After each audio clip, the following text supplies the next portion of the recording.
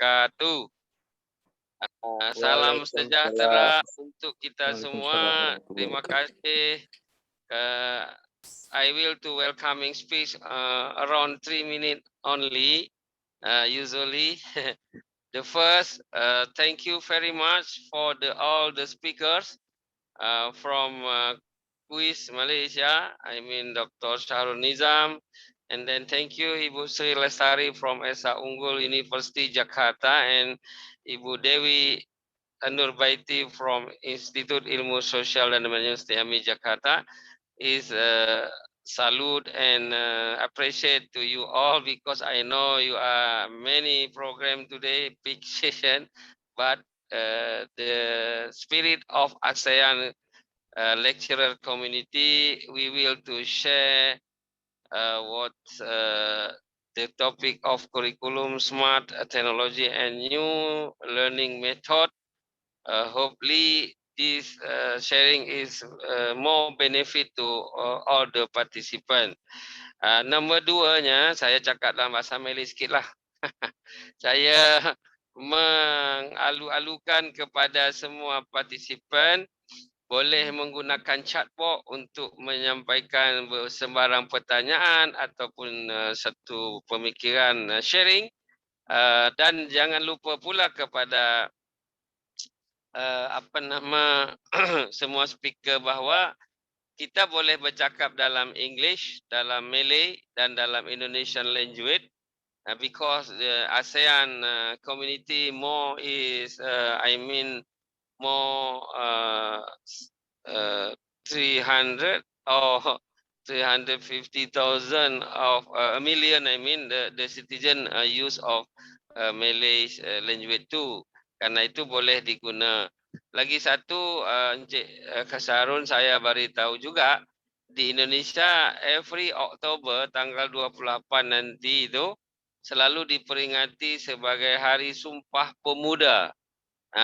Itu diperingati setiap tahun sebagai hari nasional. Sumpah Pemuda ini adalah sumpahnya anak-anak muda Indonesia pada tahun 1928. Masa itu Indonesia belum ada lagi. Indonesia baru ada 1945. Tapi pemuda-pemuda Indonesia sudah bersumpah 3 sumpahnya. 1, kami putra-putri Indonesia bersumpah bertanah air yang satu, tanah air Indonesia. Padahal masa itu Indonesia belum ada, jadi dia dream. Kami putra-putri Indonesia bersumpah berbangsa yang satu, bangsa Indonesia. Kenapa dia kata begitu? Karena sebelum ada Indonesia, bangsanya banyak. Bangsa Bugis, bangsa Sunda, bangsa Aceh, kan, bangsa Jawa, macam-macam dekat Indonesia. Karena itu, dulu sebelum Indonesia merdeka itu semua adalah kerajaan-kerajaan jugalah. Masing-masing punya otoriti dan punya juga leadersnya, tapi mereka bersumpah untuk berbangsa satu.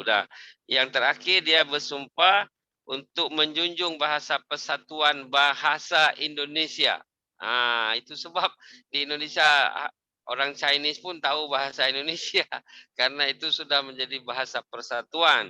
Oleh karena itu nanti kalau Ibu Sri mau bicara bahasa Indonesia boleh, mau English boleh, mau Malay, Melayu juga boleh.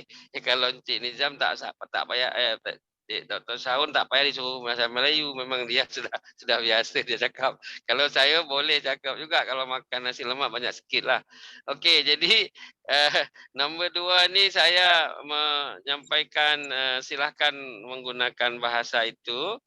Dan informasinya adalah every session there is one song by video. Jadi ada refreshing supaya kita ini lebih enjoy dan happy, Bu Sri.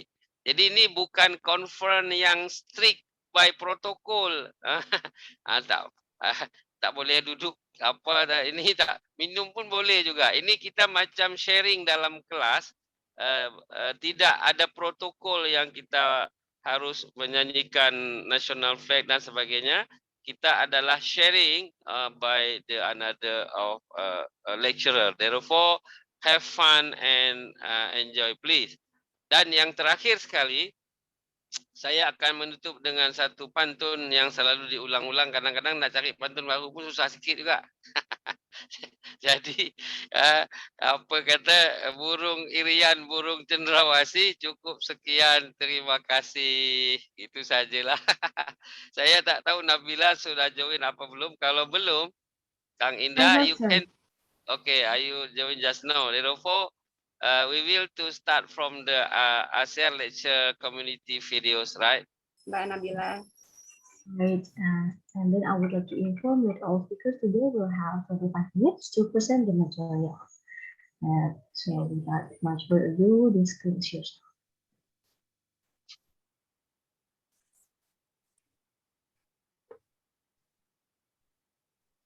Yes, the screen is clear, very clear. Baik. Assalamualaikum warahmatullahi wabarakatuh. Selamat pagi Bapak Ibu, selamat pagi rekan-rekan mahasiswa.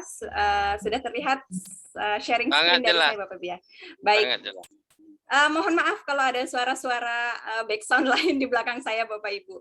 Okay. Izinkan saya untuk menyampaikan materi pagi hari ini dalam bahasa Indonesia. Di sini saya akan menyampaikan mengenai online learning paradox in Indonesia. Jadi saya akan memberikan sedikit data berdasarkan small research yang sudah saya lakukan tentang pendidikan di Indonesia saat ini dan kenyataannya seperti apa sih, seperti itu. Sesuai dengan tema kita hari ini, kurikulum dan smart technology. Di sini saya sajikan ada data Bapak Ibu yang pada umumnya sudah kita ketahui seperti itu ya mengenai framework pendidikan di Indonesia, di mana setiap orang tentu ingin menjadi lebih baik setiap harinya. Setiap orang tentu ada tuntutan dari lingkungan hidupnya agar dia semakin memiliki wawasan yang terus bertambah setiap waktu. Nah, untuk bisa mencapai hal tersebut ada dua jalur yang bisa kita tempuh. Di sebelah kiri kotak hijau, di sini saya sampaikan ada jalur-jalur formal yang kita bisa tempuh agar kita memiliki kemampuan pemikiran atau wawasan yang mumpuni, sehingga kita bisa lebih baik setiap harinya seperti itu, mulai dari sekolah tingkat dasar, ke sekolah menengah, lalu melanjutkan kuliah S1, ada yang mau lanjut S2, ingin menambah wawasan lagi, melanjutkan S3. Tetapi tidak hanya melalui jalur tersebut, seseorang juga bisa menambah kualitas dalam dirinya melalui jalur profesional seperti itu kalau boleh saya sebutkan, di mana mungkin mereka mengambil jalur sekolah yang lebih banyak praktiknya seperti SMK atau mengambil vokasi, kemudian dia akan bergerak terus menjadi seorang profesional ataupun seseorang yang ahli di suatu bidang atau spesialis melalui pengalaman-pengalaman yang dia miliki. Misalnya kerjanya sudah bertahun-tahun, masa kerjanya sudah cukup lama sehingga dia expert di bidang pekerjaan tersebut dan dia menjadi spesialis di sana. Sehingga kalau mau dilihat, oh ya sama gitu, dia bisa memiliki wawasan atau kemampuan yang sama baiknya dengan orang lain yang menempuh pendidikan formal. Situasinya saat ini seperti apa di tengah pandemi yang saat ini kita masih ada di tengah pandemi COVID-19. Situasi ini memang memaksa kita semua bidang, salah satunya bidang pendidikan, mau tidak mau kita harus bergerak ke arah digital.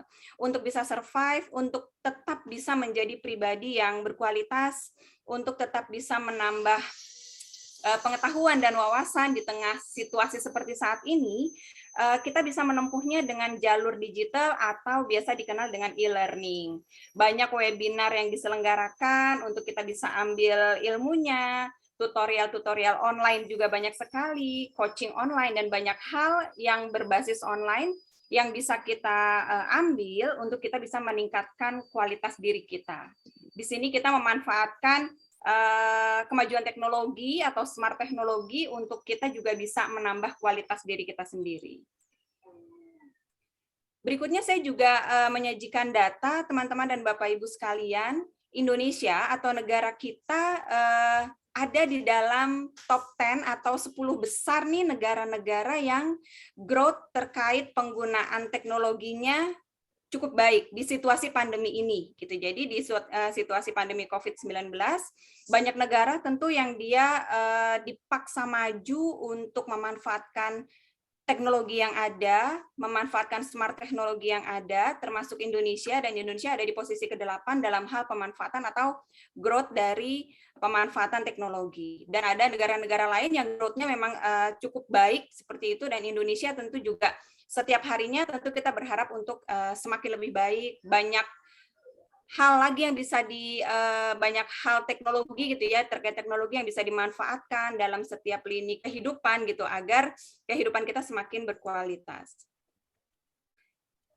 Bukti nyatanya adalah saat ini seperti yang kita ketahui bersama, banyak sekali bermunculan platform-platform education technology atau platform pembelajaran berbasis teknologi yang mewadahi bagi siapa saja yang mau belajar, yang mau meningkatkan kualitas dirinya, seperti itu.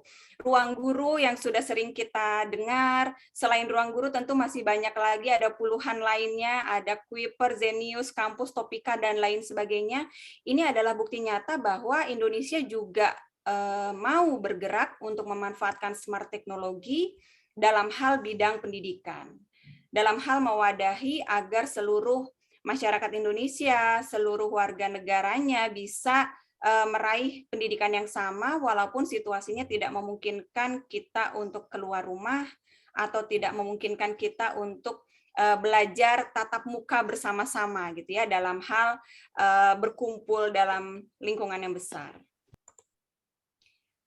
Tetapi ada kenyataan lain, Bapak Ibu, di mana di luar sana digaungkan smart teknologi, teknologi yang terus berkembang, semuanya berbasis digital. Kita juga harus lihat lagi bahwa di negara kita, berikut data yang saya ambil dari Asosiasi Penyelenggara Jasa Internet Indonesia tahun 2020, di Pulau Jawa, iya, sudah 50% gitu ya, atau 55% penduduknya memanfaatkan internet atau memanfaatkan kemajuan teknologi. Setengah penduduk di Pulau Jawa sudah memanfaatkan kemajuan teknologi. Tetapi apakah di pulau-pulau lain juga sama baiknya seperti itu? Kita bisa lihat di Sumatera, ternyata baru 1/5 penduduk Sumatera loh yang memanfaatkan kemajuan teknologi. 22% saja yang saat ini sudah memanfaatkan internet untuk kehidupannya, seperti itu. Begitu juga dengan data-data dari pulau lain yang ada semakin kecil, di Bali, Nusa Tenggara baru 5% saja yang memanfaatkan internet. Di mana internet sudah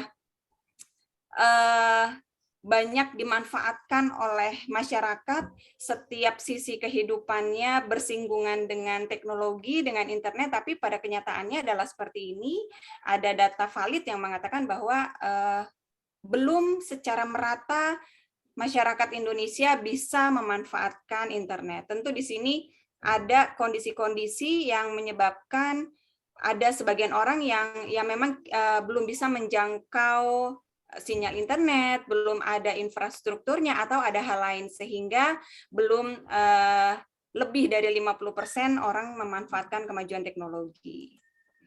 Ketika kita berpikir pandemi, situasi yang tidak memungkinkan kita berkumpul, semua bisa dilakukan secara online, salah satunya belajar. Oh, kita bisa belajar secara online, bisa ditempuh dengan memanfaatkan smart teknologi. Apakah hal ini bisa sepenuhnya dijalankan? Mungkin untuk di daerah-daerah tertentu, di kota-kota besar, hal ini bisa dijalani dengan sangat baik. Tetapi jangan lupa, masih ada daerah-daerah lain yang mereka belum bisa menjalankan online learning.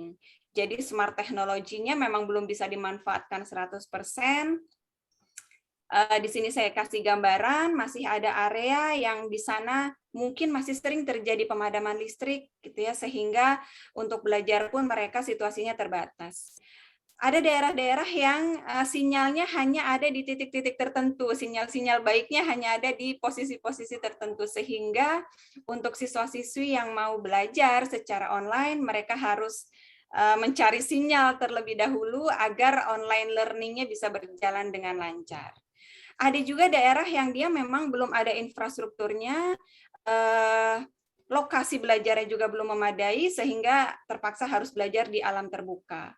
Ketika mereka harus menghadapi situasi seperti ini, mungkin kata smart technology atau memanfaatkan teknologi internet kekinian belum bisa mereka raih dengan sempurna karena masih banyak kekurangan-kekurangan atau tantangan-tantangan lain yang terlebih dahulu mereka harus selesaikan. Menghadapi situasi yang seperti ini, adanya kemajuan teknologi, smart teknologi sudah tersedia di mana-mana, tetapi masih ada kenyataannya daerah-daerah yang mereka belum bisa untuk menjalankan online learning. Mungkin bisa jadi solusi bahwa blended learning adalah win-win solution seperti itu. Jadi memang memadukan antara pembelajaran dari manusia secara langsung dan juga dari pemanfaatan teknologi. Mungkin blended ini adalah solusi yang terbaik yang bisa dimanfaatkan oleh Indonesia seperti itu.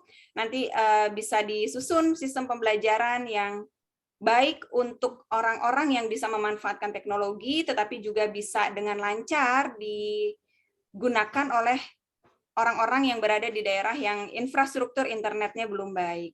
Jadi blended learning mungkin sudah banyak diterapkan di banyak daerah dan semoga dengan adanya sistem blended seperti ini, semua sistem pendidikannya, kurikulumnya bisa jadi lebih baik, kurikulumnya sudah bagus dan action pendidikannya atau aktivitas belajar mengajarnya di lapangan juga jadi lebih baik dengan adanya solusi ini.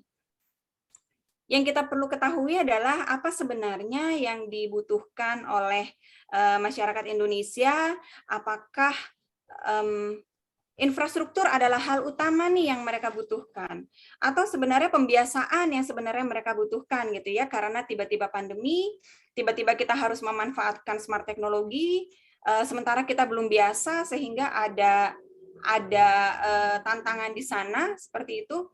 Di sini saya sajikan data bahwa yang paling dibutuhkan oleh masyarakat Indonesia saat ini atau 27% membutuhkan free internet kuota. Hal ini memang menjadi kebutuhan banyak orang seperti itu ya, karena juga kita juga melihat akhirnya ada bantuan kuota dari pemerintah Indonesia karena memang dilihat ternyata yang paling banyak dibutuhkan saat ini adalah free internet kuota.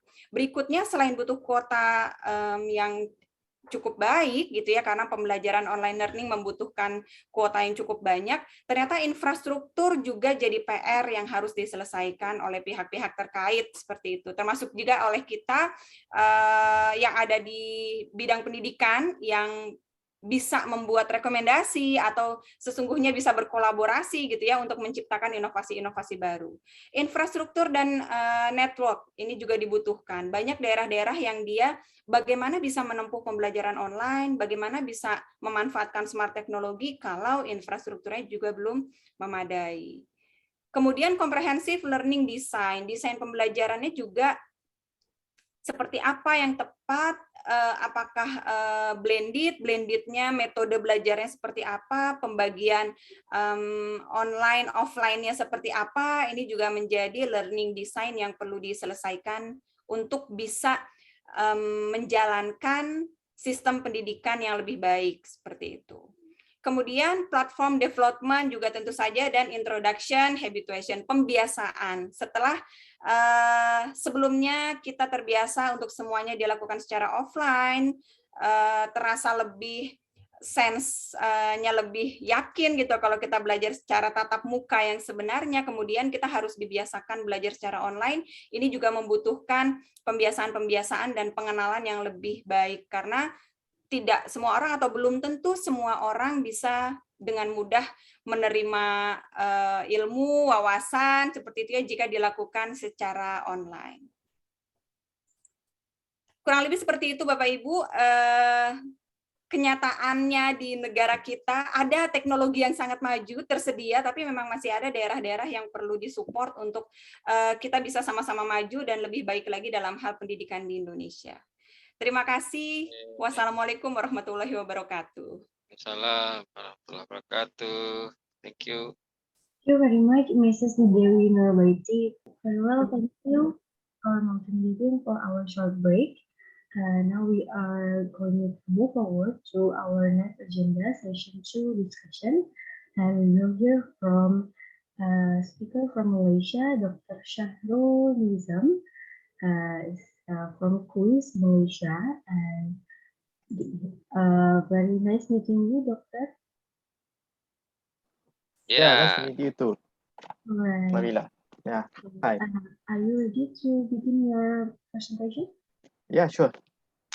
Should you need any help to start your script, to share your material? Oh no, okay, alright. Yeah. From the Angkasa Puri, Dr. Shahrul Nizam will be present. Silakan. Okay, terima kasih kepada penganjur Pak Reza, rakan-rakan dari ASEAN, utamanya dari Indonesia sebagainya. Pertamanya saya mohon maaf, slide-nya saya sediakan dalam bahasa Melayu. Tak apa-apa. Kita memang tak salah, ya? ASEAN community with the spirit of ASEAN. Jadi saya akan present ataupun saya akan kongsikan berkenaan dengan tajuk yang diberi, Curriculum Smart Technology and New Learning Method, which is saya sendiri pun tak tahu apa dia, sebab dia ni agak luas dia punya ni, tapi saya cuba kongsikan apa yang situasi yang berlakunya di Malaysia, situasi yang berlaku di dalam kuis sendiri, bagaimana kami inilah. Okey. Sebagai pengenalan, mungkin berkenaan dengan diri saya inilah. Nama saya Muhammad Shahrul Nizam bin Muhammad Danuri. Dilahirkan di Sungai Petani, Kedah. Dibesarkan di Negeri Sembilan, Selangor. Asalnya orang tua dari Sepang, Selangor. Jadi bila ditanya tu orang mana, susah sikit nak jawabnya, Pak Rizal. Banyak negeri merantau. Banyak negeri, okey. Yeah. Jadi sekarang ni di Selangor lah, di Bangi, berdekatan dengan Kuis lah. Sungai Petani tu saya sudah tidur dekat Avenue Hotel tu. Pergi pernah di sini. Pergi ke sana Unisham, pergi ke Kuala Ketin. Okey. Ya, di sana lah tu, di Kedah lah tu. Yes, Unisham right. kami ada ni rakan strategik kami juga lah tu. Right. Jadi saya ni baru je di Kuis dalam 5-6 tahun sebenarnya. Sebelum ni saya 13-14 tahun dari industri lah. Industri dalam telecommunication, network. Jadi itu bidang-bidang saya lah, software development dan sebagainya. Jadi saya punya degree daripada Universiti Sains Malaysia di Pulau Pinang. Master degree saya lain sikit, intellectual property. Ini berkenaan hak cipta, patent. Bangi. Ya, di UKM lah, di Bangi, Universiti Kebahasaan Malaysia. PhD saya dalam Information Management, kembali kepada IT lah. Itu di UiTM, Universiti Teknologi Mara. Ya, ini semua tak ada apa, ini semua adalah professional body lah. MBOT apa semua ni. Jadi jangan confuse ni Pak Reza. TS ni bukan Tan Sri ya. Ya. Sekarang itu adalah certification and satu keahlian ya. Ramai keahlian. Kawan saya menggunakan rem ini, kenapa ikut saya semua TS ni, T Shahrul ni. Jadi itulah ya, professional body lah. Jadi saya boleh dihubungi di sini, nombor telefon saya di situ, email saya pun di situ. Ini semua pengalaman saya di industri dulu lah. Saya yang memasang wireless di seluruh Malaysia dulu dengan TMNet, programming, software development. Ini 5 tahun terakhir dalam teknologi dalam agriculture, dalam pertanian. Kami terlibat dengan sensor dan sebagainya lah. Kita baca air dalam tanah berapa. More towards computer engineering. Ini bidang ataupun research interest saya. Information system, big data dan sebagainya lah. Jadi jika ada sesiapa berminat untuk collaborate selepas ini, boleh kita saling berhubung. Sekarang ini saya ditempatkan di learning center ataupun pusat pembelajaran sebagai pengarah di sinilah. Sebelum ni saya di fakulti. Jadi saya juga adalah pensyarah kanan di fakulti Sains dan Teknologi Maklumat, Kuis. Jadi hari ini saya akan bercerita sedikit berkenaan dengan macam teknikal jugalah. Itu OBE, ICGP and MOOC. Dan saya pasti ini ada juga di negara-negara lain, Indonesia, Brunei dan sebagainya. Sebab ia sebahagian daripada pembangunan akademik. Tadi Ibu Dewi pun ada present, ada yang lebih kurang sama, iaitu Indonesia Qualification Framework. Di Malaysia juga ada, kita panggil MQF lah, Malaysia Qualification Framework. So ini adalah 10 lonjakan dalam pendidikan tinggi Malaysia, which is kita boleh dapat dalam Malaysia Education Blueprint. Semuanya ada di sini. Jadi fokus antaranya adalah outcome based education. Pasti di sana pun lebih kurang sama, menggunakan sistem yang lebih kurang sama, di mana kaedah untuk kita melibatkan pengajaran kita, macam mana kita nak belajar dan menilai kualiti pelajar kita lah. Dia meliputi program learning outcome, course learning outcome, student learning time, and constructive alignment dan sebagainya. So ini semua proses biasa, saya ingat sama saja di sana, di mana-mana universiti. Okay. ICGPA ni kita panggil Integrated CGPA atau Integrated Assessment and Reporting Mechanism on Students' Performance. Dalam bahasa Melayunya HPNG bersepadu lah kita panggil. Jadi dia konsep bagaimana kita nak buat pelaporan, assessment hasil daripada pembelajaran lah daripada pelajar-pelajar kita. Konsepnya dia lebih kurang begini. Jadi dia bermula juga daripada OBE ni lah, outcome based curriculum dan sebagainya, seterusnya sehinggalah akhirnya kita akan jana spider web, hasil daripada pemetaan prestasi pelajar tersebut. Lebih kurang begini. Hasilnya dalam berbentuk begini. Which is saya rasa di sana pun mungkin menggunakan kaedah yang sama. Jadi dia spider web ni mudah, bukan sekadar apa secara visual kan.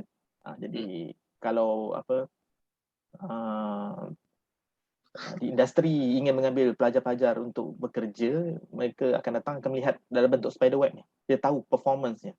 Contohnya seperti ini kita tengok kalau di sana di negara lain saya kurang pasti, tapi di sini kita menggunakan sistem pointer tu, GPA, grade point average tu, which is paling tinggi adalah 4 pointer lah. Jadi kalau tinggi di sini macam kita lihat saya practical skill dengan ethics values. So these are the highest one. Skills pelajar tersebut kan. Dan yang paling lemah di sini adalah entrepreneurship. Jadi kita di sini kita mungkin boleh conclude pelajar ini adalah pelajar teknikal sebenarnya. Pelajar teknikal, dia yang strong in technical lah. Sebab tu dia entrepreneurship dia mungkin kurang, communication skill pun mungkin kurang, tapi yang lain-lain agak tinggi lah. Itu ni. Jadi linknya pun saya ada letakkan di situ. Saya akan sharekan nanti slide ini kepada setia. Jadi akhirnya nanti dia transkrip pelajar itu dia akan tulis, ada gambar dekat situ, gambar spider web. Jadi dia boleh nampak lah. Jadi majikan boleh nampak, industri boleh nampak bagaimana kualiti pelajar tersebut. Kemudian saya akan masuk berkenaan Massive Open Online Course. Yang ini selepas kita comply dengan OBE dan sebagainya, Massive Open Online Course ini adalah merupakan penawaran khusus secara dalam talian, secara terbuka, itu kita panggil open. Jadi dia lebih kepada pembelajaran secara online kita panggil, menggunakan kaedah medium teknologi yang ditawarkan. Ada yang secara percuma, ada yang secara berbayar.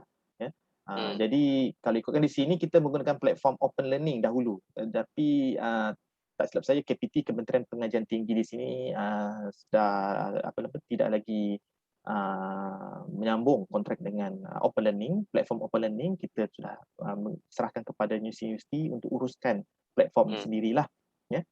Jadi akhirnya nanti contohnya saya pelajar-pelajar ini belajar secara online. Ini contohnya saya punya open learning punya platform, laman web open learning. Platform saya belajar untuk subjek teknologi maklumat dan kehidupan insan. Katakan pelajar daripada luar, daripada universiti lain masuk belajar di sini dan ikuti kursus-kursus yang ada di dalam ini sehingga tamat pengajian, mereka boleh claim demi kredit untuk buat kredit transfer jika mereka ingin masuk ke universiti lain. Konsepnya lebih kurang begitu. Jadi itu adalah sebenarnya MOOC lah. Jadi dia membawa konsep open education tersebut. Digital badges ada setengahnya akan letak seperti universiti ni, open.ac.uk ni, dia letak bentuk berbadges ni, which is kenapa saya letakkan sini, dia agak berkaitan dengan micro credential yang akan saya akan terangkan sebentar lagi. Okey, kita akan masuk kepada open distance learning, ODL, dan juga micro credential. Apakah itu open distance learning? Lebih kepada pembelajaran secara jarak jauh lah, remote learning. Ini contohnya dari aktiviti ini adalah daripada UTM, dari laman webnya sendiri, odl.utm.my kan. Jadi sekarang ini musim pandemik semuanya secara online. Even kita punya webinar pun secara online sekarang ni kan. Jadi itu adalah konsepnya. Tetapi ia diselia dan perlu di bawah kualiti Malaysia Qualification Agency lah, MQA. Micro credential pula adalah di mana kita chunk potong-potong. Itu small pieces. Kursus-kursus ODL tersebut menjadikan dia satu topik ataupun yang lebih kecil, pembelajaran yang lebih kecil. Katakan dalam satu semester open distance learning ni ada 14 minggu, kita changkan menjadi 7 ataupun 14 topik. Jadi satu topik tersebut akan lalui proses pembelajaran lah. Proses ada 2 jam, 3 jam. Selepas tamat dia akan dapat digital badges tadi yang seperti saya tunjukkan tadi. Jadi itu konsepnya. Yang ini mungkin saya akan teruskan. Saya akan skip untuk biar lebih cepat. Keperluan untuk open distance learning, saya ingat ini biasa, semua perlu ada teknologi ni, perlu ada website, web browser, perlu ada PC, laptop, mikrofon dan sebagainya. Ini contoh open distance learning kampus wilayah, Universiti Uniza dan juga UUM di Malaysia. Kemudian micro credential ni kalau ikutkan penerajunya di sini IPTA lah sebenarnya, seperti USM, UTM dan sebagainya. Jadi kadang-kadang dipanggil micro credential ni sebagai digital badges tadi, ataupun nano degrees, micro master ataupun micro qualification. Dalam pendeknya kita panggil MC lah, dan MQA, Malaysia Qualification Agency, ada publish lah guideline to good practice, macam mana nak practice micro credential ini. So ini contoh-contoh ni daripada universiti di luar negara. Di quiz kita belum lagi come out dengan ni. Konsepnya begini, gambaran micro credential ni. Katakan minggu, ada 14 minggu dalam satu semester. Satu minggu tu dipecahkan kepada satu topik. Bila pelajar ambil, dah tamat, dia akan dapat satu batch di sini. Oh ya. Yang kedua, seterusnya, ketiga. Dan sehinggalah hujung akhirnya. Bila dah habis, tamat, katakan dia dah kumpul 14 batches. Jadi kiranya tamat satu kursus lah. Kiranya, dan boleh dapat credit transfer dan sebagainya. Itu proses lah, credential. Saya terangkan sedikit berkenaan dengan saya punya pusat pembelajaran di KUIS. Selepas OBE, SGPA, MOOC dan juga APPEL, konsep saya tak terangkan APPEL tapi ia semua adalah sebahagian daripada sistem pendidikan di Malaysia, dikombinkan dengan learning management system, ODL dan micro credential tadi, barulah kita dapat capai seperti yang telah dinyatakan dalam Malaysia Blueprint tadi lah, Malaysia Academic Education Blueprint tadi. Jadi kami ni baru saja ditubuhkan 1 April yang lalu. Fokus adalah seperti untuk kelestarian akademia lah, dalaman dan luaran. Jadi di bawah pusat pengajian ni kita ada 4 ni, latihan pembangunan akademik, pembelajaran, ODL dan micro credential. Ini strukturnya bersama saya, bersama tim saya. Dan saya ingat itu saja untuk yang ini. Kita masuk kepada smart learning teknologi sedikit. Adakah ia hanya theoretical ataupun practical? Tadi Ibu Dewi baru saja bentangkan bagaimana situasi di Indonesia. Kita tengok dari sudut geografi, tipologinya, banyak pulau kan. Jadi mungkin capaian internet tu mungkin kurang baik dan sebagainya. Sama saja di Malaysia. Walaupun kami ini dipisahkan dengan Semenanjung dan juga Sabah dan Sarawak kan. Lebih kurang sama saja. Tapi tak lari jugalah daripada isu-isu yang ada. Jadi kami di KUIS, kami biasanya inovasi dalam pembelajaran ni kita hasilkan melalui penyelidikan. Jadi gunanya untuk menyokong aktiviti pembelajaran di KUIS lah. Kalau kita tengok situasi pandemik pada yang jadi pada tahun lepas, kita tengok peningkatan penggunaan internet itu sebenarnya meningkat mendadak sebenarnya. Jadi kalau di Malaysia 88.7% pengguna internet di Malaysia ni sebenarnya. Jadi ada banyak pecahan, ada office, ada rumah, ada home to go dan sebagainya. Agak tinggi dia punya percentage-nya. Dan 3 peranti ataupun devices yang paling tinggi digunakan di Malaysia adalah smartphone 98.7%, kemudian diikuti dengan laptop notebook 37.9%, dan juga PC desktop ni saya lupa tulis di situ, dia 12% saja, tak tinggi. Kebanyakannya menggunakan smartphone lah. Ya. Ini ada contoh-contoh aplikasi pembelajaran yang kita gunakan di sini. Ini hasil daripada penyelidik Dr. Fitri Nur Ain dan juga Dr. Suslinda Ramli. Aplikasi belajar Jawi secara interaktif. Ya. Jadi ini buku Jawi tahun 3. Menggunakan handphone, kita boleh nampak visualize kan dalam bentuk argument reality. Jadi AR lah. Jadi kita boleh nampak dan memudahkan lagi untuk pelajar-pelajar sekolah rendah untuk fahami apakah elemen yang ada dalam buku tersebut. Ada lagi iaitu Islamic Economic, yang ini untuk kita buat pre-assessment juga sebelum pelajar tu masuk dalam program ekonomi di Malaysia, di kuis. Kita boleh bagi game ni, tengok macam mana dia konsep gamification, belajar sambil bermain. Ya, ini aplikasi pembelajaran bahasa Rusia. Ini dihasilkan juga oleh pelajar kami, Hakim Zainal ni. Mentornya Cik Kirun Nizam, syarah fakulti kami, sehingga diceritakan oleh orang Rusia sendiri, ya, diletakkan di laman web dan sebagainya. Dan itu antaranya saja, ya, yang banyak lagi. Jadi teknologi pembelajaran di kuis ni kita lebih fokus objektif base. Apa objektif yang kita nak capai? Dengan sasaran, kualiti dijaga dan kos dapat dikurangkan. Kerana itulah kita fokus pada open education resources dan juga teknologi open source. Ya, sebab ia perlu disokong juga dengan infrastruktur dan juga infrastruktur. Internet, wireless, kita punya LMS dan sebagainya lah.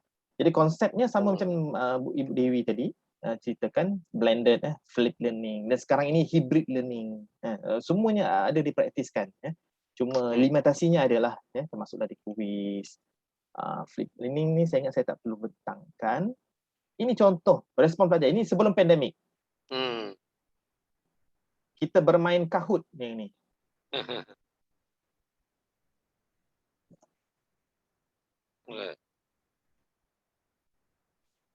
Jadi kita tengok pelajar-pelajar happy bila belajar kan menggunakan teknologi ni.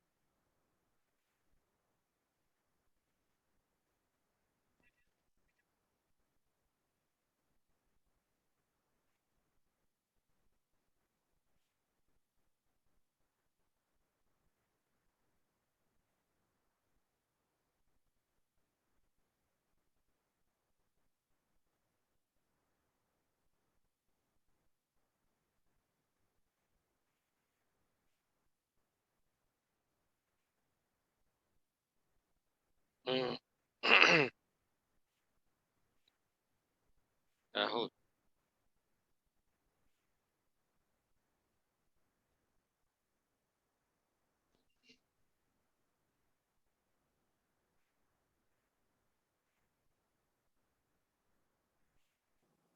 Oh, macam saya pernah dekat bilik ni.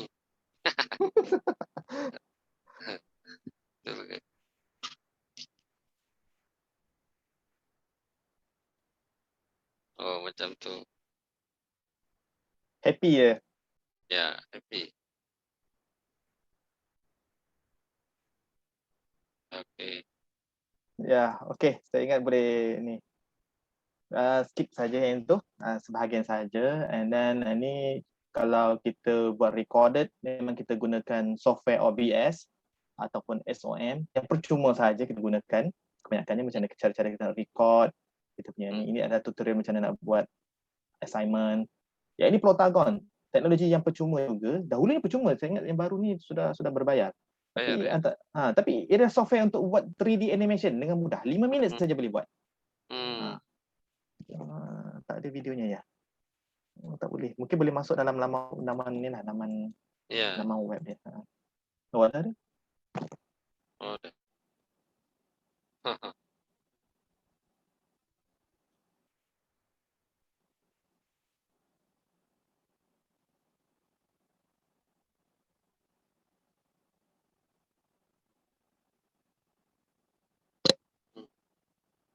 Jadi animasi seperti ini kalau di luar memang ambil masa nak buat, nak siapkan. Ini saya buat dalam masa 5 minit macam tu. Amat mudah untuk kita ni.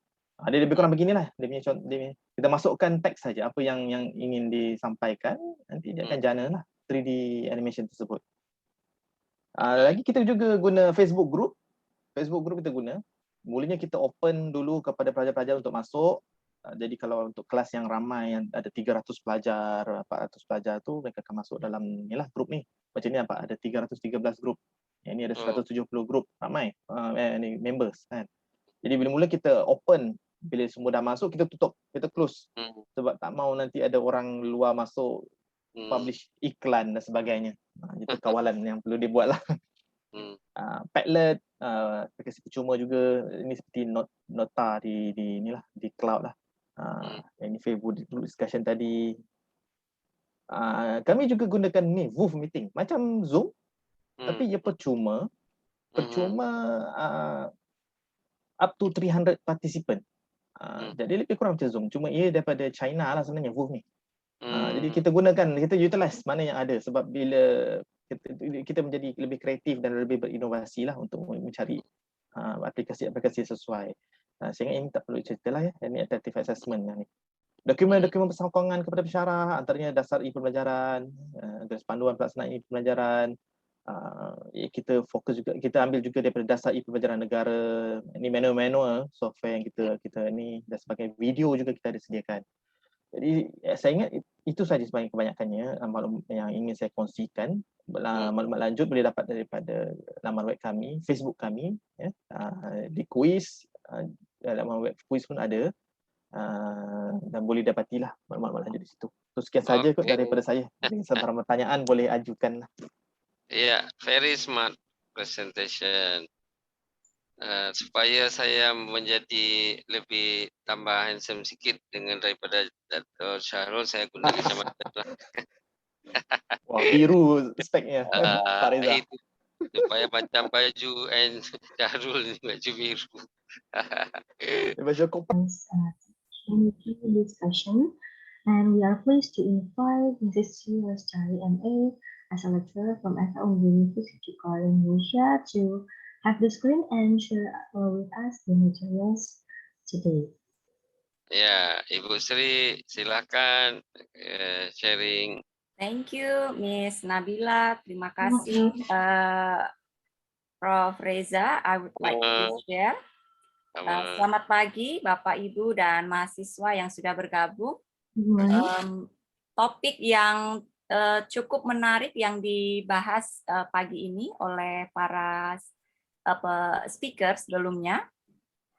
Tapi saya akan menyambung gitu ya. Saya akan menyambung apa yang disampaikan. Slide saya mungkin dalam bahasa Inggris ini, tetapi saya akan mix menggunakan bahasa Inggris dan bahasa Indonesia. Kalau tadi disampaikan tentang bagaimana smart technology membantu kita dalam pembelajaran di masa pandemi, sekarang berubah dari offline ke online, blended dan sebagainya, saya akan fokus ke apa yang harus kita pelajari, apakah kita siap untuk era baru dalam kehidupan ini. So, saya dari Universitas Esa Unggul, dari Fakultas Keguruan dan Ilmu Pendidikan, dan saya akan mengambil lens from education and teacher training. Ya, jadi sudut pandang saya adalah sebagai fakultas yang menyiapkan calon guru. Kita harus berpikir di era yang semua sekarang sudah shift the paradigm in education, dari yang dulu kita duduk di kelas aja gitu, kemudian ada internet, kita mulai belajar dengan meskipun asynchronous, and then kita sekarang dihadapkan pada kenyataan bahwa ternyata kita harus beradaptasi lagi, dan skill-skill apa yang dibutuhkan sampai pada era baru yang cukup membutuhkan skill yang juga luar biasa. Kalau enggak, kita akan digantikan oleh mesin, digantikan oleh robot. Nah, makanya it's more than just internet based atau kecanggihan teknologi, but we need to do an innovation. We need to adapt to this innovative era. Nah, makanya apa sih yang sebenarnya harus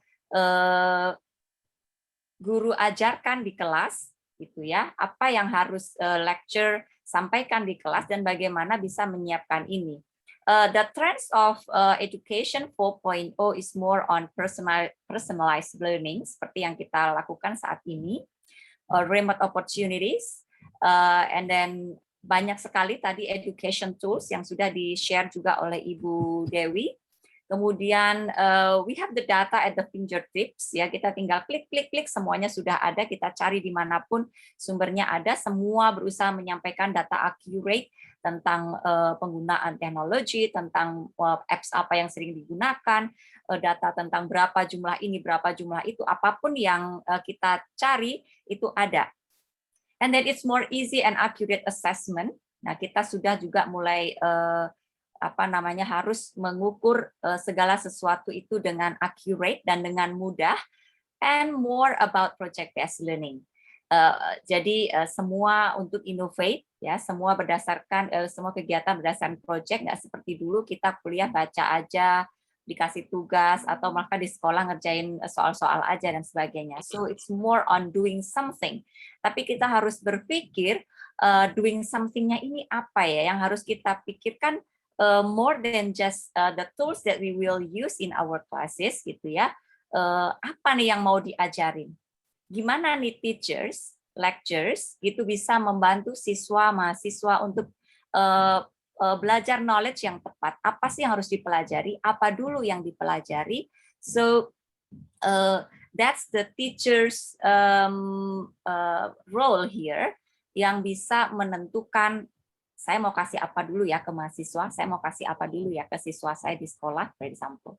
Ini dulu atau itu dulu, kalau belajar ini kira-kira melatih apa dan sebagainya. So the questions will be for teachers, how can teachers help students ready for education 4.0, for the industrial era here. I would like to argue that teachers should have autonomy and agency to decide what they are going to teach in the classroom. Jadi sebagai dosen, sebagai guru, kita harus punya otonomi, kita punya agency, kita punya kemampuan untuk menentukan apa sih yang pilihan mana yang tepat untuk siswa saya, apa yang harus mereka pelajari supaya mereka punya skills yang ready untuk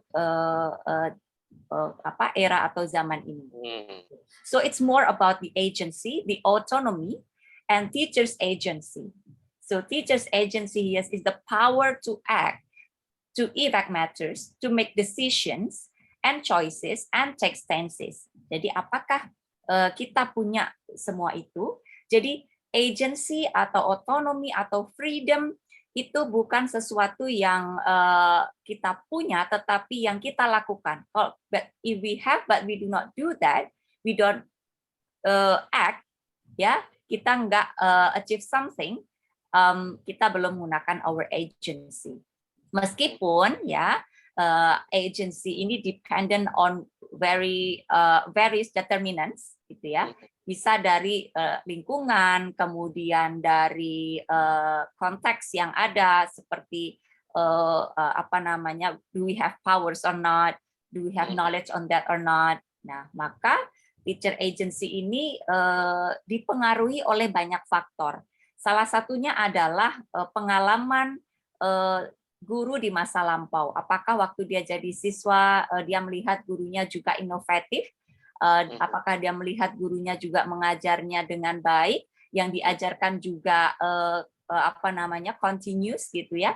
apakah sekarang ini ketika dia menjadi dosen, ketika dia menjadi guru, apakah dia punya kemampuan untuk melakukan membuat keputusan sesuai dengan objektif yang sudah ditentukan, dan tentu dikaitkan juga dengan selain dengan situasi saat ini adalah in the future. I mention objectives mean ini adalah ke plan yang ke depan. Jadi apa sih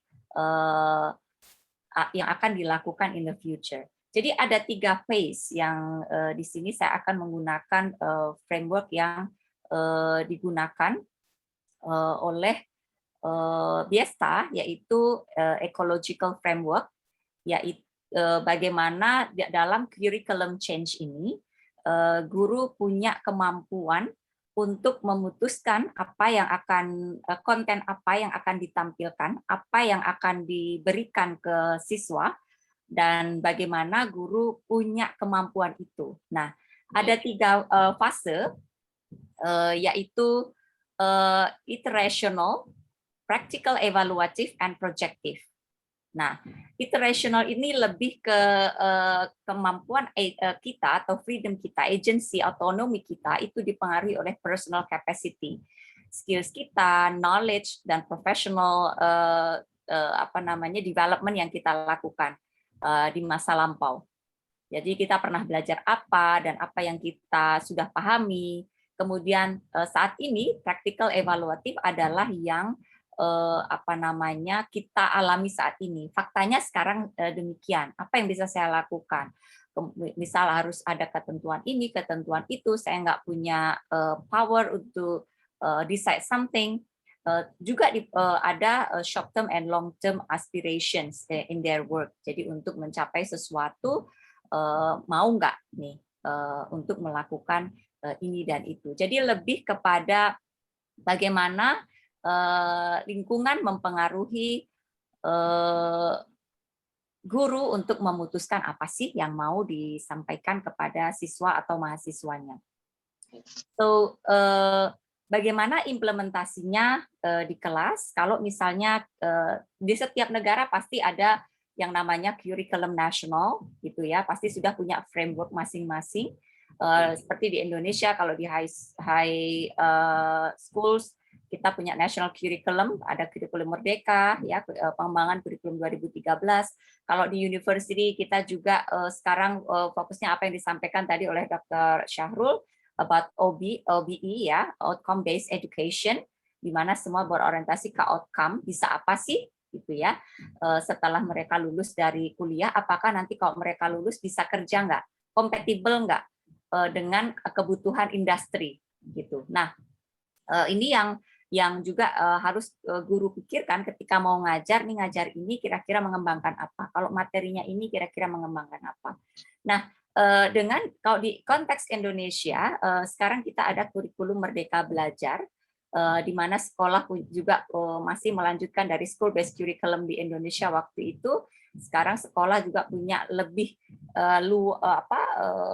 luas kemerdekaannya untuk freedom to decide, ya, apa yang mau disampaikan ke siswa. Guru juga punya freedom bagaimana siswa itu bisa belajar dengan happy, materi yang disampaikan juga sesuai. Lalu juga guru bisa memilih mana yang bisa disampaikan secara online, mana yang tidak bisa disampaikan secara online. Jadi kalau misalnya blended, ini guru bisa memutuskan mana yang harus disampaikan di sekolah, mana yang harus disampaikan di rumah, mana yang siswa bisa kerjakan di rumah. Kalau project based learning, apa yang bisa harus dilakukan di rumah, apa yang harus dibantu guru di sekolah. Dengan kurikulum di Merdeka Belajar yang kita punya saat ini,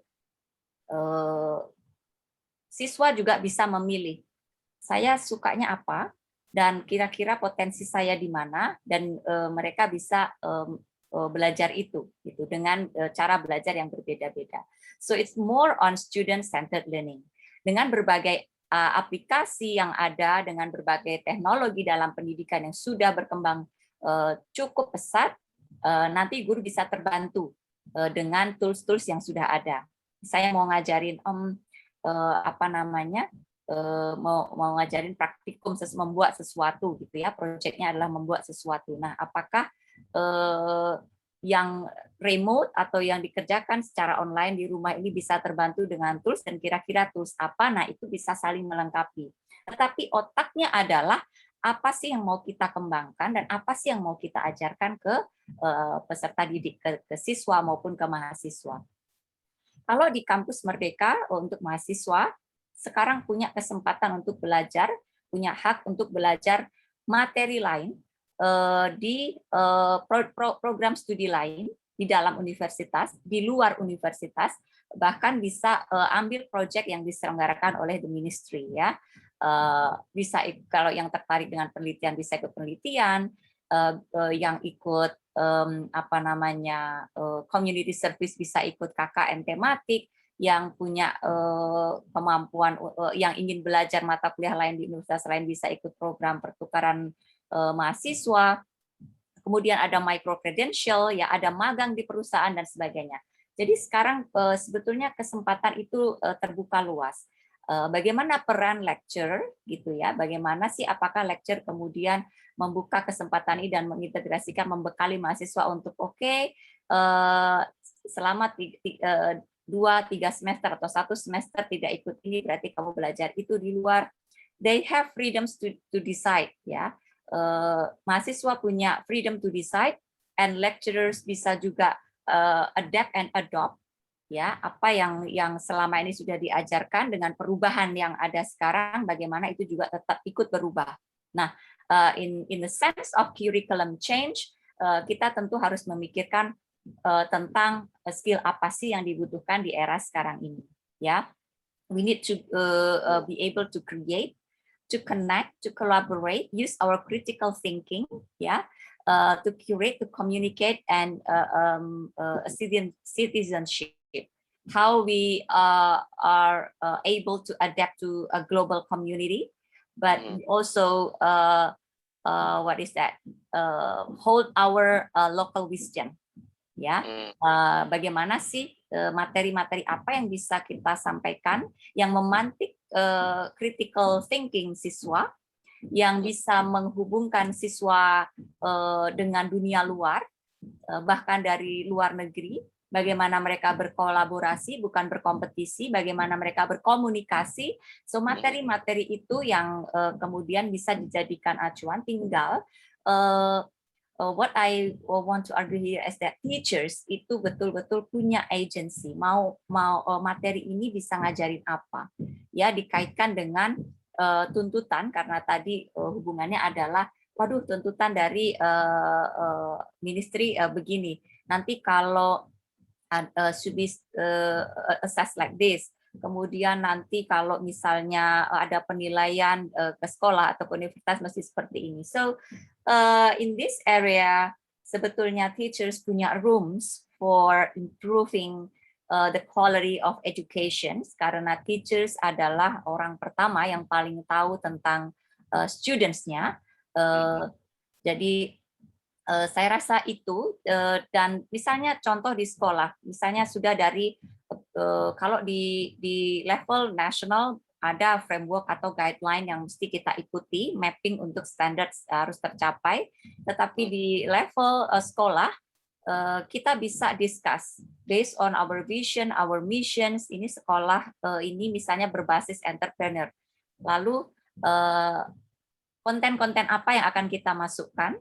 Nah, nanti bisa dibantu dilengkapi dengan bagaimana cara menyampaikan konten supaya lebih menarik, baik itu online maupun offline.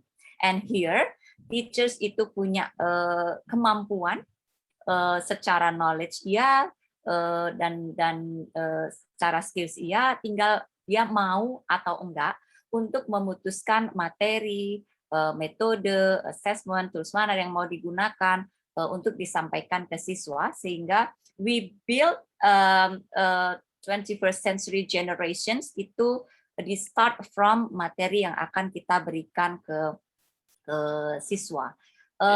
Ya, demikian Bapak Ibu dan mahasiswa. What I give you the arguments about how curriculum actually change ourselves, bagaimana pentingnya kurikulum ini supaya juga tetap tidak ditinggalkan kontennya di tengah maraknya berbagai apps, tools, dan segala digitalize. Nah, itu yang akan kita masukkan atau kita input ke dalam, itu harus kita pikirkan, dan teachers punya power, punya autonomy to do that. Thank you everyone. Wow, interesting, sangat menarik. Was very interesting.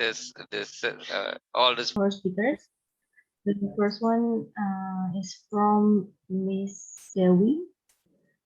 From Miss Dewi Nubaiti, and it's coming from Novita. Bu Dewi, not from Dewi, to Dewi. Yes, it's true. And the questions is number one. Tadi Ibu sampaikan tidak semua memang mudah untuk mendapatkan akses online untuk kuliah. Saat ini banyak juga mahasiswa justru ingin kuliah tidak lagi full tatap muka karena dinilai tidak lagi efektif dan efisien. Bagaimana pandangan Ibu terhadap hal ini? And there is question number 2. Apa saran Ibu pada pemerintah agar kesenjangan infrastruktur teknologi belajar dapat diperbaiki? Ya, itu pertanyaan kepada Ibu Dewi. Kalau nanti Ibu Sri Lestari mau jawab pun boleh. Karena itu kepada Ibu Dewi. Sekarang please to the second speaker, Nabila, you can. Yes, a few selected questions for Dr. Shahrul Nizam is coming from our participant named Marlinda. The first questions are. Suaranya agak kencang sedikit, Nabila. Agak low. Can you hear me clearly now? Yeah, please. Demo. All right. The first questions is from Dr. Shahrul Nizam. Is coming from our participant Marlinda. The first question is presentasi Encik Sarul sangat menarik katanya. Mengenai ICGPA, menurut Dr. Shahrul, model penilaian pembelajaran yang lebih progresif ke depannya sebaiknya bagaimana? And then there is question number 2, mengenai inovasi pembelajaran yang dilakukan di kuis, apakah setiap fakulti atau program studi itu sama atau apa yang akan ditingkatkan ke hadapannya? Boleh di-share kepada kami. And continue to our third speakers today. Question for Mrs. Sri Lestari is from Setiani. The first question, Miss, presentasi cukup menarik dari Ibu Sri Lestari, dan saya menanyakan terkait perubahan model belajar pasca COVID, apa saja yang para pengajar perlu move on dari mungkin kondisi lama agar efektivitas dan lebih produktif hasil belajar dan mengajarnya. And then there is question number 2. Banyak pihak menyuarakan perlunya kurikulum baru saat ini untuk merespon new normal life. Bagaimana pendapat Ibu terkait hal ini dan apa yang mungkin perlu dirubah? Alright, so far that was all the selected questions for all of our speakers, and we're just gonna direct to hearing an answer from Dr. Shahrul Nizam. Yeah, because Dewi is online. Thank you, Nabila. Question number 1 regarding the ICGPA, right?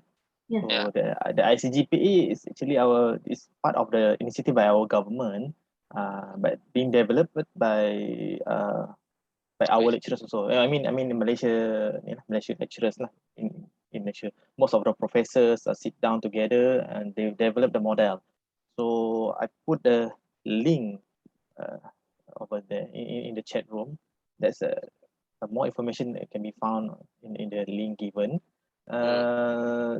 It's not easy actually to adopt the ICGPA because it should start from the beginning, from the OBE side, and then the constructive alignment side, and all the process should be covered earlier before we implement the ICGPA. in quiz, we still don't have a proper, system, computer system in order to cater this ICGPA lah. But in IPTA, most of the IPTA have their own system already. I mean, IPTA is actually Institute Pengajian Tinggi Awam, the public universities in Malaysia. So they already covered this ICGPA. We still in the early stage, but we are looking into it lah. I mean, because we are totally we revamp most of the system in quiz actually during the pandemic side. So still a long process, but we are looking into it. And then the second question is about innovation in quiz related to each faculty, right? So to be honest, most of the innovation comes from my faculty. It's a faculty science and technology maklumat. But not to forget other faculty as well give a contribution to this kind of innovation. But most of it is actually from our faculty. So we also have a faculty of education here in quiz. They also provide some sort like support into the new technology in education. So we work together actually, to be honest. But since April 2021 this year, since my center pusat pembelajaran ni established, so most of the responsibility is put under me lah, under my COE, Center of Excellence. So that's what we did lah, is actually. And tanya sikit, karena quiz this university antarabangsa, Islamic antarabangsa, is there about the Islamic view juga menjadi satu penilaian? Yes. To be honest, part of the curriculum also we embed most of the Islamic thought lah. We here in quiz we have usrah. We have usrah is part of the curriculum punya ni lah structure, and then mentoring is also part of it. So those are actually the Islamic thought lah yang kita embed together lah in our curriculum in quiz. Jadi from one semester to each semester there is a subject of Islamic is definitely relevant. Yes, definitely. Sebab in fact, dahulu saya alumni Universiti Islam Indonesia Yogyakarta. Memang dari semester 1 sampai 8 semua ada. Dan yang last sekali itu ilmu waris pula. Nak kira-kira macam mana nak bagi. Kalau sekarang nak kira lagi saya pun dah lupa bagi. One more thing, bahasa Arab also part of the ni lah. Compulsory lah in our university. Kita ada juga non-Islamic punya student, non-Muslim punya student, Indian student lah, Chinese, even Chinese also. They pass through lah the bahasa Arab, Arabic language here. Betul. Dahulu saya punya kawan dia Buddhis. Sekolah dekat Universiti Islam, tapi dia punya agama Islam A terus nilainya. Betul. Saya tanya kenapa you masuk sini? Saya nak tahu Islam itu apa, macam mana dia kata. Tapi hidayah belum dapat lagi. Betul. Okay. Thank you, interesting answer. Ya, Sharon. Okay, Nabila, tunjuk Ibu Sri Lestari. Yes, now Mrs. Sri Lestari can have your screen. Silakan. Terima kasih. Good questions. Thank you for the questions. Pertanyaannya juga sangat menarik. Kalau apakah orang-orang mengeluhkan nih kurikulum baru? We have new curriculum. Apakah perlu? Yes. Karena zaman berubah, apa yang mau kita ajarkan juga pasti berubah. The problem is, apakah nanti gurunya juga akan mengajarkan itu dengan cara yang berubah atau tidak? That's exactly the questions yang mendasar gitu ya, the basic questions that we have. Mau berubah 10 kali, mau berubah sekeren apapun, if teachers itu juga tetap tidak berubah, useless. Depend man behind the gun. Man behind the gun. Nah, that's why I raise the issue about agency, because actually teachers itu punya otonomi, punya kemampuan, punya freedom, tinggal mau menggunakan atau enggak. Kalau kita bicara seharusnya ya berubah, seharusnya guru sudah bisa nih memilih, misalnya mau ngajarin sistem pencernaan dulu atau mau ngajarin sistem-sistem yang lain dalam tubuh, misalnya guru IPA. Nah, atau yang mana dulu? Ini kan the teachers punya agency, punya otonomi to do that. Lalu nanti ngajarinya mau gimana supaya siswa ini paham. Lalu mau siswanya disuruh ngapain dan sebagainya. Harusnya itu bisa. That's why I raise the issue about this. Karena sekeren apapun nanti kurikulum pasca pandemi yang akan kita gunakan acuan, kalau kita sendiri tidak berubah as the lecturer or teachers, itu tidak sampai. Jadi outcome yang kita inginkan, yang sudah keren disusun itu tadi tidak achieve, begitu. Itu mungkin jawaban saya. Terima kasih. Ya Bu, tadi ada satu lagi, dia juga bertanya apakah model belajar itu juga harus ada perubahan selain model mengajarnya tadi Bu.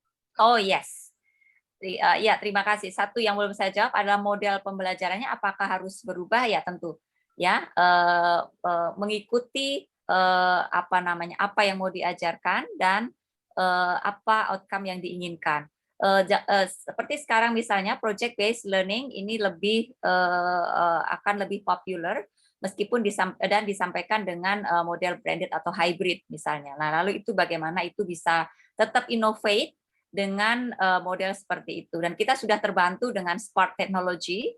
Harapannya adalah di bagian lain kita berinovasi, lalu di core-nya, knowledge-nya yang akan kita gunakan ini juga mesti ikut to innovate gitu.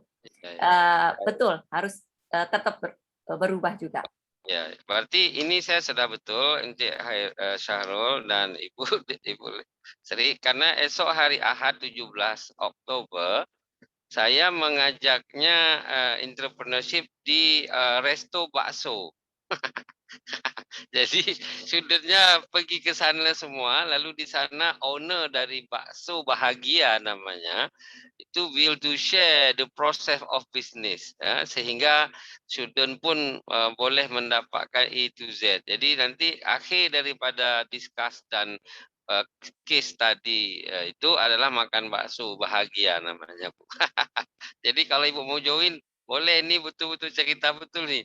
17 Ogos Ibu kan di Bekasi, Oktober. Nanti boleh jumpa dengan saya di Geraha Wisata. Ibu kan di Bekasi kan, ini Geraha Wisata di Bekasi. Thank you Pak for the invitation ya. Ya, jadi Cik Syahrul ini bukan cerita apa nama ini bual-bual, betul ya. Jadi Ibu bilang harus berubah. Jadi saya pun kadang-kadang student katanya pada saya next week kita belajar dekat mana, maksudnya page ataupun apa sini bab, di sini silang bab chapter berapa. Saya kata chapter 21. Tak ada lah chapter 21. Yang ada 14 je. Ini tak ada. Ada saya kata kat mana? Kat sinema saya kata. Sinema itu sini XX1. Di Jakarta itu nama sinemanya XX1 ya. Jadi saya kata pergi dekat sana kita masuk bioskop. Kenapa belajar kena sinema wayang? You can to look the Thailand Student University true story to create the toy Kainoi product. This is the topic of cinema is to be the billionaire. Jadi itu kisah nyata seorang mahasiswa Thailand yang ayahnya bankrupt dalam bisnis. Kemudian dia ingin menyelamatkan rumahnya yang disita oleh bank supaya tak diambil bank, lalu dia berusaha bagaimana nak buat satu produk. Rupanya dia boleh belajar dengan angkanya, itu rumput laut yang digoreng. Ya, di dalam 7-Eleven ada namanya Toy Kainoi produk. Itu akhirnya mahasiswa baru tahu, oh ini filmnya, suruh Pak Reza nonton. Bukan saya yang cakap. You lihat true story. Macam itulah kira-kira Bu Sri nak cakap itu berubahnya gitu kan. Kalau makan bakso ni perkara lain karena ni bakso unik. Katanya kalau makan bakso ni boleh happiness. Karena sekarang kena happy dan happiness. Kalau enggak COVID-nya datang terus. Okay, Nabila, to continue this event, I mean the last event is